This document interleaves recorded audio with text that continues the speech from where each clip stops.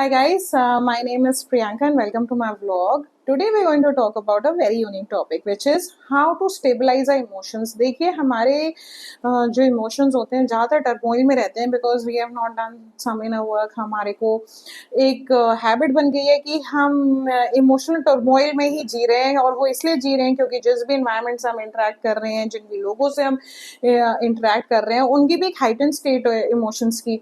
और ये ऐसा इसलिए होता है क्योंकि हम अपने दिमाग को कहीं ना कहीं काम डाउन नहीं करते. हम फिजिकल एक्सरसाइज भी कर लें, अगर हम टाइम पे भी सो जाए, हम खाना भी अच्छे से खा लें, लेकिन अगर हम अपने मेंटल थॉट प्रोसेस पे ध्यान नहीं देंगे तो हमारे साथ यही होगा कि हमारी जो इमोशनल स्टेट है वो एक हैवक में रहेगी. और इसका एक और रीजन भी है कि हमारा जो आजकल का लाइफस्टाइल हो गया है ना, वो इस चीज पे बहुत ज्यादा ध्यान देता है कि हम पूरे दिन या तो टीवी देखते रहेंगे या रील्स देखते रहेंगे या काम पे स्क्रीन्स देखते रहेंगे. एंड जो भी हम इंफॉर्मेशन देख रहे हैं, let me tell you, it is affecting us subconscious. ऐसा कुछ भी नहीं है कि आप देख लें और आप भूल जाए. नहीं, कभी आपने ध्यान दिया कि अगर आप हॉरर मूवी देख के सोते हैं तो आपको रात को इमेजिन होता है कि जरा भी दरवाजा हट सा भी गया, हिल गया या पर्दा हिल गया तो या बाहर के पेड़ शेडो लगा रहे हैं रूम में, तो आपको ऐसा लगेगा जैसे कि कोई हॉरर मूवी चल रही है आपके घर में, जो कि ऐसा नहीं है. तो ऐसे ही आपके सबकॉन्शियस माइंड में जो भी आप चीजें सुन रहे हैं, देख रहे हैं, पढ़ रहे हैं, ये सब अफेक्ट कर रही हैं. इसलिए बहुत जरूरी है कि हम अपने इमोशनल स्टेट को बहुत स्टेबल करके रखें, क्योंकि एंड ऑफ द डे अगर हम अपने इमोशनल स्टेट को स्टेबल नहीं करेंगे ना, तो हमारी लाइफ बहुत क्योटिक रहेगी. और ये क्योटिक कितनी हो जाएगी, और यही चीज स्ट्रेस है. यही स्ट्रेस है क्योंकि हम अपने दिमाग में जो भी थॉट प्रोसेस चल रही है और उस थॉट प्रोसेस से जो भी इमोशंस हमारे दिमाग में आ रहे हैं, वो जो भी हमें फीलिंग्स आ रही है वो हम कंट्रोल नहीं कर पा रहे. क्योंकि हम अपनी थॉट्स नहीं कंट्रोल करते तो हमारी इमोशनल स्टेट पूरे टाइम ऊपर नीचे रहती है. एंड वो ऐसा होने से क्या होता है कि आपकी लाइफ में ना कहीं बीमारियां भी आती हैं. I feel that stress is a major cause of all the diseases in our life. Disease आती कहाँ से है? लाइफस्टाइल चॉइसेस के साथ साथ एक स्ट्रेस से भी आती है. और वो स्ट्रेस इसलिए आता है क्योंकि हम अपने इमोशंस को कभी भी उन पे वर्क नहीं करते, उन पे ध्यान नहीं देते. अगर आपके इमोशंस ऊपर नीचे हो रखे होंगे तो आप ध्यान दोगे कि आप स्वीट चीजें बहुत खाओगे, शुगरी ट्रीट्स पे ज्यादा डिपेंडेंट रहेंगे. अगर आप you not feeling good about certain thing in your life, if you are feeling down and sad, you're going to order online things like ice creams and chocolates. And आपके fridge में हमेशा एक tub of ice cream रहेगा या आपके dining table पे मिठाइयों के डब्बे पड़े रहेंगे. एंड बहुत नॉर्मल है इंडियन हाउस होल्ड्स में ये बात करनी कि नहीं, हम तो ना मीठा बहुत खाते हैं. ऐसा कुछ नहीं है. वो मीठा इसलिए खा रहे हैं क्योंकि उनकी इमोशन स्टेट पूरी टर्मोइल में, और मीठा खाने से डोपामिन रिलीज हो रही है and they are feeling so happy कि चलो कुछ मीठा खा के खुशी मिल जाए. जी, मीठा खाने से खुशी नहीं मिलेगी, सिर्फ डायबिटीज मिलेगी. Let me tell you this very frankly. So अगर आप मीठा खा रहे हैं तो मीठा खाना है और सोच रहे हैं कि मैं अपने इमोशंस को स्टेबलाइज कर लूँ मीठा खाने से, तो वो काम नहीं करेगा. आपको इनर वर्क करना पड़ेगा. और वो इनर वर्क कैसे करेंगे, हम इस ब्लॉग में वही बात करेंगे आज. चलिए पहले पॉइंट में आते हैं. हमारे जो इमोशंस होते हैं ना, हम उनको कभी ध्यान नहीं देते. और वो इसलिए नहीं देते क्योंकि बचपन में हमें ये सिखाया जाता है कि रो क्यों रहे हो, या ऐसे क्यों सोच रहे हो. और बेसिकली हमें अपने इमोशंस को डिस्कस करने का तो कभी मौका ही नहीं मिलता. कोई भी बच्चे को आपने कभी नहीं देखा होगा पेरेंट उसके साथ बैठ के ये बात कर रहा है कि अच्छा तुम्हें कैसा फील हो रहा है. एटलीस्ट हमारे टाइम पे तो नहीं होता था. अब नई जनरेशन आ गई है जो ये जरूर ट्राई कर रही है अपने बच्चों के साथ. लेकिन I think for our generation it was, and the generation before us, it was never about your feelings. Nobody talked about your feelings. Your feelings were irrelevant. अगर आपको कुछ चीज का बुरा लग रहा था तो आपको चुपचाप बैठना पड़ता था. तो वहां से डांट पड़ती थी कि चुप हो जाओ, थप्पड़ लगेगा, या थोड़ी सी स्ट्रिक्ट हाउस होल्ड में हम सब बड़े पले बड़े हैं. एंड अगर आप नहीं हैं तो आप बहुत लकी हैं. लेकिन ज़्यादातर लोगों के साथ यही हुआ है कि उनको किसी ने नहीं पूछा कि आपको क्या फील हो रहा है. स्पेशली बर्थडे के अराउंड अगर उनका केक उनकी पसंद का नहीं आ रहा. और मैंने बहुत ज़्यादा देखा है कि growing up I saw lot of people buying pineapple cakes for the children when the children didn't love those pineapple cakes, because parents को लगता था पाइनएप्पल केक ना हाउस होल्ड स्टेपल था कि सब खा लेंगे, लेकिन बच्चों को नहीं पसंद आता था जिसका बर्थडे होता था, और वो रोता रहता था अपने बर्थडे, कोई पूछ नहीं रहा है। एंड उसने बहुत जल्दी ये चीज सीख ली कि ठीक है, अब मुझे तो कोई पूछ नहीं रहा है, तो मैं भी अपने आप को नहीं पूछूंगा कि मुझे कैसा लग रहा है। एंड कहीं ना कहीं अपने इमोशनल स्टेट को बहुत ज्यादा दबा दिया। अपने आप से खुद से एक इंटरेक्शन जो होती थी वो भी बंद कर दी, क्योंकि no one is bothered in the world to know how you are feeling, and you should also not be bothered. You should just focus on your life, and एक rat race में लगे रहो, पढ़ाई करते रहो, करियर बना लो, शादी कर लो, बच्चे कर लो, ये सब काम कर लो, लेकिन अपने इमोशनल स्टेट पे कभी ध्यान मत दो। And that is the problem in our society at large right now, because we are not tackling with our stress well. We are not understanding what are the stressful triggers in our life. We just want to have these एक कहते हैं set of things that you want to achieve, and once we achieve them we feel कि हाँ शायद मैं अगर वो achieve कर लूँ तो मुझे अच्छा लगेगा, लेकिन वो अचीव करने के बाद भी अच्छा नहीं लगता है। क्यों start living the life in the present, जो भी आपकी लाइफ अभी चल रही है उसी में एक इमोशनल स्टेट को स्टेबल बनाना है और उसी में से खुशी ढूंढनी है। अगर इमोशनल स्टेट स्टेबल नहीं है तो no amount of outside work is going to motivate you to feel happy. You have to feel in a happiness, and that is going to come when you start doing some certain amount of healing in your life. अब दूसरे point में आते हैं। देखिए, emotional state को कैसे heal करेंगे। Emotional state को ऐसे हील करेंगे कि पहले तो एक अपने ऊपर थोड़ा ध्यान देंगे कि क्या फीलिंग्स हमारे अंदर आती हैं जब हमारे साथ कोई इंटरेक्ट करता है या हमारे साथ कोई सिचुएशन घटित होती है जो डेली लाइफ में हो रही है। एंड हम अपने इमोशनल स्टेट को वहाँ से मेजर करेंगे कि what is the kind of emotion that I am feeling in this given point in time. And अगर हम वो इमोशनल स्टेट को ध्यान नहीं देंगे और नोटिस नहीं करेंगे तो ऐसे हमारे को ट्रिगर होता रहेगा और हमें पता नहीं चलेगा कि क्या चीज़ ट्रिगर कर रही है और कौन से इंसान हमें ट्रिगर कर रहा है। तो हमें बहुत ज़रूरी है कि हम अपने दिन के from the start of the day to the end of the day we start jotting down. At least initially आपको थोड़ा जॉट डाउन करना पड़ेगा, because you have not done enough work, so you can not easily make out what is it that's troubling you. कई बार ऐसे silent triggers होते हैं कि आपको किसी ने कुछ बोल दिया लेकिन आप उस इंसान को बहुत प्यार करते हैं और आपके लाइफ का बहुत इंपॉर्टेंट पार्ट है वो इंसान, लेकिन उनके बोलने से आपके दिमाग में जो थॉट प्रोसेस चली वो बिल्कुल नेगेटिव हो गई। उन्होंने तो बहुत आराम से आपसे बोला लेकिन आपने उसको बहुत गलत तरीके से ले लिया अपने लिए, और आपने अपने लिए एक ऐसी थॉट प्रोसेस बना ली जो कि एब्सोल्युटली विपरीत है जो उन्होंने बात बोली थी उससे। तो यहाँ पे आपको बहुत ध्यान देना पड़ेगा कि आप क्या सोच रहे हैं पूरे दिन में। जो भी सोच रहे हैं उसको लिखिए, बिकॉज लिखने से क्या होता है कि जब आप डायरी में लिख लेंगे ना तो कई तो चीजें ऐसी होंगी जो बहुत सिली होंगी, आपने अपने बारे में लिखी है और आप जब पढ़ेंगे तो उनको हंसी आएगी। आप अकेले रूम में बैठ के उनको पढ़े रात को जाके कि अच्छा आज पूरे दिन मुझे क्या क्या फीलिंग आई और मैंने क्या क्या किन किन बातों पे मुझे बहुत गलत लगा या बहुत सही लगा। गलत लिखेंगे ना, जो गलत चीज़ें आपने अपने बारे में सोची हो सारी आपको निकल के आएंगी, और उसमें से ऐसे कई पॉइंट्स होंगे जो कि बिल्कुल ही आपको शॉक करेंगे कि आप अपने बारे में ये सोचते हैं या आपको किसी से इंटरेक्ट करके ये फीलिंग्स आती हैं। फीलिंग्स को अंडरस्टैंड करना, उन पे ध्यान देना बहुत ज़रूरी है, क्योंकि वही फीलिंग्स आपको ये बताएंगी कि आप उस टाइम पे उस इमोशनल स्टेट में थे कि जो बहुत सैड था या डिप्रेस था या एंग्री था।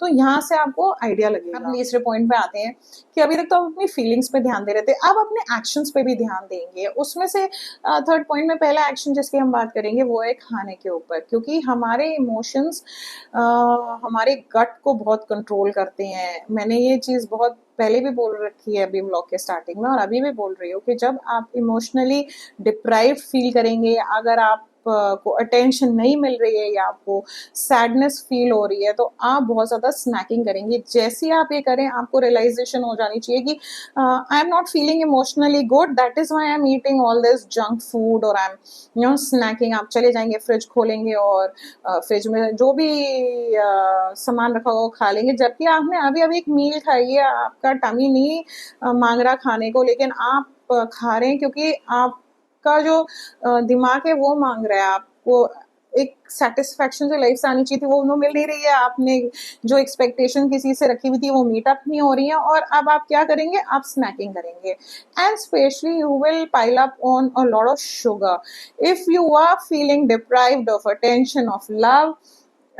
It can be love from a parent also. You will start snacking on sugary treats. और ये sugary treats आपके लिए बहुत harmful हैं, क्योंकि वो एक तरीके का conditioning हो गई, Pavlov conditioning. अगर आपको उसके बारे में पता है तो it's like a conditioning. Now every time you feel deprived of a certain emotion, you are going to go and snack on a sugary treat, especially when you are not getting that kind of love and nourishment from somebody जिससे आप expect कर रहे थे. तो आप बहुत ज़्यादा ice cream, chocolates, Coke, ये सारी चीज़ें बहुत ज़्यादा खाएंगे और पिएंगे, और ये करना आपके लाइफ के लिए एक सेटबैक है, क्योंकि इट्स जस्ट ट्रिगर ईटिंग. आप कोई चीज़ ट्रिगर कर रही है और आप वो खाना खा रहे हैं, वो आपके शरीर को नहीं लगेगा, वो खाना अच्छा नहीं है, हेल्दी नहीं है. आप इमोशनल स्टेबलाइजेशन जब अपनी लाइफ में कर लेंगे, when your emotions are stable, you will realize that you are now looking at what you're eating, what's on your plate, what's going in your body, and आप बहुत ध्यान देंगे कि आप क्या टाइप का खाना खा रहे हैं. अगर आप ध्यान नहीं दे रहे हैं, that means your emotions are haywire. I think that's the first indicator when you realize your emotions need to be stabilized and need to be checked. Because you're eating all of this junk sweet. अब fourth point पे चलते हैं कि ठीक है, हमारे emotions तो डिस्टेबलाइज्ड हैं, हम ये सब जंक फूड वगैरह खा रहे हैं. अब इनको स्टेबल कैसे करा जाए? पहली बात तो स्टेबल इमोशंस करने के लिए आपको थोड़ी सी मेहनत करनी पड़ेगी. पहली चीज़ जो आपको करनी पड़ेगी वो है एक रूटीन में आना अपने लिए. हम उस रूटीन की बात नहीं करें कि you wake up in the morning and you go to office and that is a routine, and on weekends you let go of that routine. Routine क्या करनी है? सुबह मैं सारे व्लॉग्स में यही बोलूंगी, मैं रिपीट पे बोलूंगी, I am sorry, please forgive me, but this is what it is. सुबह 15 मिनट आपको या तो मेडिटेशन करनी पड़ेगी या आपको भगवान जी का नाम लेना पड़ेगा, आपके जो भी भगवान है. And I keep telling people कि सुबह उठ के अगर आप हनुमान चालीसा पढ़ लेते हैं, या म्यूजिक ही लगा लीजिए जिसमें कि शिव रुद्र अष्टकम है या शिव स्तोत्रम है या बजरंग बाण है, ये सारी जितने भी हमारे पुराने, ये जितने भी हमारे मंत्र हैं, अगर आप ये सुनेंगे और सीखेंगे, मैं बोलती हूँ आप धीरे धीरे जब सुनेंगे ना तो आप सीख भी लेंगे और उनके साथ साथ आप रिपीट भी करेंगे, तो वो आपको एक फोकस लेके आएंगे आपकी लाइफ में. एंड वो फोकस जब सुबह ही आ जाएगा ना आपकी लाइफ में, तो आपकी जो इमोशनल स्टेट है वो बहुत काम तरीके से स्टार्ट हो रही है. You are teaching your mind to be calm early in the morning. If you do not teach your mind to be calm from the start of the day, and every day is a fresh start, हाँ, तो रोज आपको एक fresh start मिलेगी. अगर आप आज तो हमारा दिन बहुत बेकार गया, लेकिन अगर हम सोचें कि कल हमारा दिन अच्छा जाना चाहिए तो कैसे जाएगा? सुबह उठ के 15 मिनट अपने लिए देने बहुत जरूरी है. मैं एक्सरसाइज की तो भी बात ही नहीं कर रही हूँ, मैं सिर्फ बात कर रही हूँ मेंटल एक्सरसाइज की. फिजिकल तो हम अभी बात ही नहीं कर रहे हैं क्योंकि वो तो अभी बाद में आएगी. पहले आपको मेंटली अपने आप को फिट बनाना है. वो फिट कैसे बनाएंगे कि आप अपने आप को सुबह के 15 मिनट देंगे. अगर आप मेडिटेशन कर सकते हैं तो nothing like it. I am going to keep repeating and harping on to this thing कि with the stress that is coming into our lives, if we pick up meditation, if we start concentrating on just sitting and concentrating on thoughtlessness, तो बहुत हमारी life में impact आएगा. कि ये जो हमारा दिमाग एक बंदर की तरह इधर से उधर भागता रहता है, एक थॉट से दूसरी थॉट पे जाता रहता है और कभी भी स्टेबल नहीं होता, उसे एक स्टेबिलिटी मिलेगी, उसे एक सीख मिलेगी कि रोज सुबह उठ के, अब ये जो है ना ह्यूमन, ये सुबह उठ के 15 मिनट अपने आप को मेडिटेशन देता है या एक्सरसाइज करता है, जैसे कि मंत्र पढ़ता है, तो उसकी जो लाइफ है ना बहुत स्टेबल हो जाएगी. Mind is like a monkey, is going to become very very stable once. तो ये तो आपको थोड़ा सा करना पड़ेगा, इसमें थोड़ा सा आपको जोर लगेगा क्योंकि अभी तक आपने नहीं करा है. अगर आप कर रहे हैं और ये सुन रहे हैं तो आप अग्री करेंगे कि 15 minutes when you're waking up and you're doing या तो मंत्र पढ़ रहे हैं या मेडिटेशन कर रहे हैं, तो उससे आपको बहुत ज़्यादा एक स्टेबिलिटी मिल रही है. एंड व्हाई नॉट, आई से व्हाई नॉट, क्यों नहीं आप ट्राई कर सकते? क्योंकि ये ऐसी चीज़ है जो आपको ही बेनिफिट करेगी. एंड आपको लाइफ में एक स्ट्रेस फ्री लाइफ लीड करनी है तो आपको तो करना पड़ेगा ये, इसके बिना तो स्ट्रेस नहीं जाएगा आपकी लाइफ से, क्योंकि सारा स्ट्रेस ना ओवर थिंकिंग से आता है। ये ओवर थिंकिंग जब भी बंद होगी जब आप अपने दिमाग को ट्रेन करेंगे। फिफ्थ पॉइंट पे आते हैं कि आप इमोशंस को कैसे स्टेबल करेंगे। अपने इमोशंस को स्टेबल करने का एक बहुत ही सरल तरीका है, तो वो ये है कि आप अपने ना जो मतलब अंदर की मन की बात है उसको खुल के बोलें अपने लव्ड वन से।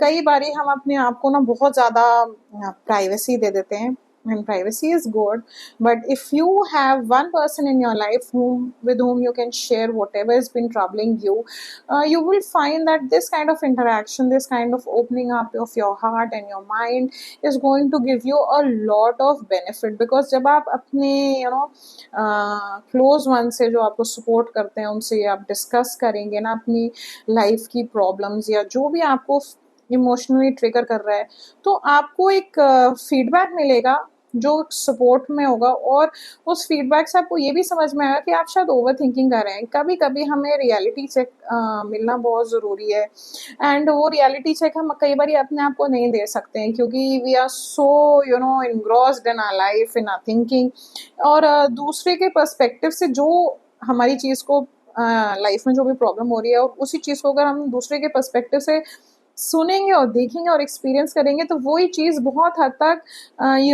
काम डाउन हो जाएगी हमारी लाइफ में। We will find that we had been assuming too much, overthinking it and creating scenarios in our mind जो कि ऐसा कुछ भी नहीं था, एंड क्लैरिटी लेके आएगी। एक बार आप किसी और के पर्सपेक्टिव से उसी चीज़ को देखेंगे, आपका नज़रिया चेंज हो जाएगा। See you need to change your perspective in life, and sometimes ऐसा होता है कि हम अपनी लाइफ में ना एक अड़ियल हो जाते हैं। आई यूजिंग द वर्ड अड़ियल बिकॉज हम एक ही तरीके से सोचने लग जाते हैं अपनी ज़िंदगी को, एंड कई बारी रियलिटी चेक हमें हमारे अगर आसपास के लोग हमें दे रहे हैं, specially discuss it with people who are always supporting you और uplifting you. Don't hold back, always discuss what is troubling you, and once you do that you will find कि वो कहीं ना कहीं आपको काम तरीके से समझा रहे हैं, और उनकी बात में एक पॉइंट ऐसा आता है आपको निकल के कि आप समझते हैं कि यार ये तो मैंने सोचा ही नहीं था, मैंने तो ऐसा सोचा ही नहीं था। आप खुद से भी कहते हैं ना कई बारी जब आप डिस्कस करते हैं किसी चीज़ को और फिर एकदम से आपको एक शांत एनवायरनमेंट हो जाता है आपके दिमाग में कि ओह ठीक है, ऐसे भी हो सकता है लाइफ में, मैं ऐसे ही क्यों सोच रहा था, ये सोच रही थी। तो डिस्कशन करना, कम्युनिकेशन करना बहुत ज़रूरी है, एंड आप जितना डिस्कस करेंगे अपनी इमोशनल स्टेट को उतना ही आपको कहीं ना कहीं एक काम। नेक्स्ट पॉइंट पे आते हैं, मैं कभी कभी अपने व्लॉग्स में बुक्स के बारे में डिस्कस करूंगी, because I think that just my perspective is not enough in your life, you need to hear different perspectives, and if I am sharing a book that I have read and कहीं ना कहीं उससे मेरी भी life में कुछ अच्छी positivity या चेंज आया तो why not, I should share it with you. नाम है a new earth create a better life by Eckhart Tolle, एंड ये बुक बहुत अच्छी है। अगर आपको अपनी लाइफ में एक पर्सपेक्टिव लेके आना है कि आपका दिमाग कैसे सोचता है, आपकी ईगो कैसे सोचती है, what all trouble it is causing in your life, and this is the book for you. ये बुक जरूर पढ़िएगा, एंड अगर आप चाहते हैं कि मैं इस बुक के बारे में आपको और डेप्थ में बताऊं तो I am going to do another video like where I'm going to read whatever I've marked in this book, and you can comment down below on my video, and definitely I'll get back and make a video on this. And अगर आपको मेरा video पसंद आया तो like, share and subscribe, and thank you for watching.